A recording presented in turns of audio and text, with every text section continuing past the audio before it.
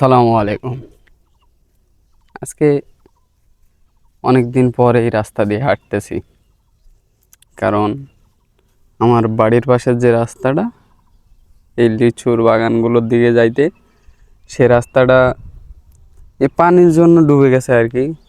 মানে রাস্তা বললে ভুল হবে, আমরা সাধারণত এগুলোকে আল বলি দিনাজপুরের ভাষায়। এটা হচ্ছে ঝাড়ুয়ার পুকুরে পাড়। এটার নাম এটাই। হ্যাঁ, এখানে কোনো বাড়িঘর নাই, কিন্তু এটাও সরকারি পুকুর আর কি। এতে এটাও তো এটা চারপাশে বাড়িঘর আছে, মানুষজন আছে, পাশে আরেকটা আছে।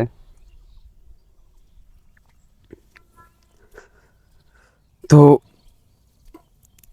এই রাস্তায় হাঁটার অনেক দিন পর, কারণ আমি যখন এই পাড়াটা পার হয়ে প্রাইমারিতে যখন পড়েছিলাম দরুইল প্রাথমিক বিদ্যালয়ে, তখন এই রাস্তা দিয়ে হেঁটে যাওয়া আসা করছিলাম। আর আজ অনেক দিন পর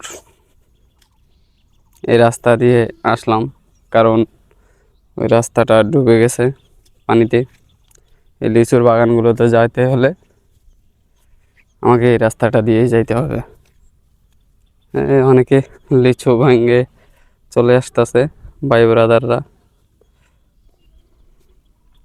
এই যে দেখতে পাইতেছেন, তাদের সাথে কথাবার্তা হবে।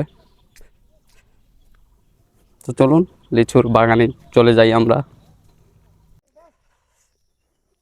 এই চারিদিকে লিচুর বাগান, এগুলো সবগুলো লিচু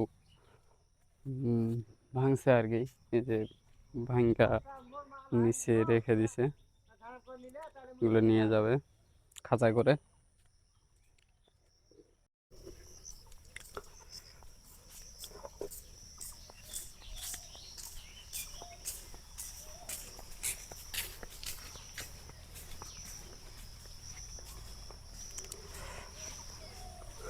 আর এই রাস্তা দিয়েই আমি যাচ্ছিলাম প্রাইমারি স্কুল। এই যে লিচু, এগুলো এখনো ভাঙে নাই, তবে 1-2 দিনের মধ্যেই ভেঙে ফেলবে, কারণ সবগুলো লাল হয়ে গেছে। আর কতগুলো ভাঙছে আর কি, যেগুলো আর কি বেশি লাল হয়ে যায়, খয়েরি হয়ে যায়, সেগুলো আগে ভাঙে।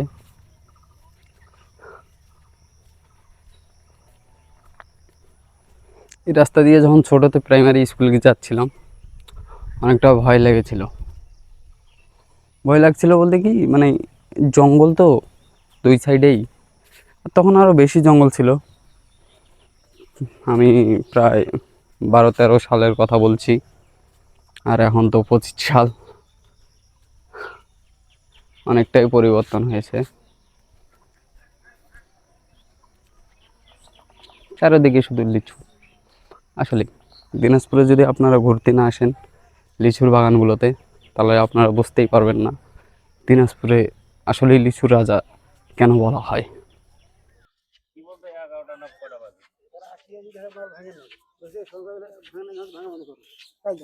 তো এখানে সবাই লিচু ভাঙা কাজ কাম করে নাস্তা করতেছে, মুড়ি আর কাঁচামরিচ।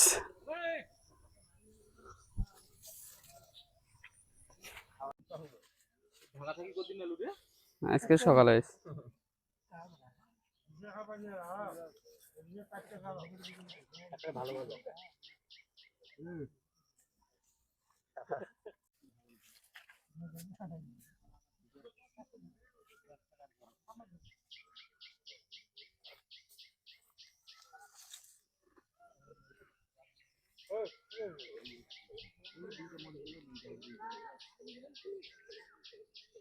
অ্যাকচুয়ালি লিচুর সময় এভাবে বাঁশ দিয়ে মানে ঢোকা দিতে হয়, নাহলে লিচুর ওজনে ডাল ভেঙে যায় আর কি। আর গাছে যত লিচু থাকে তার থেকে বেশি লিচু নিচে পড়ে পচে যায়।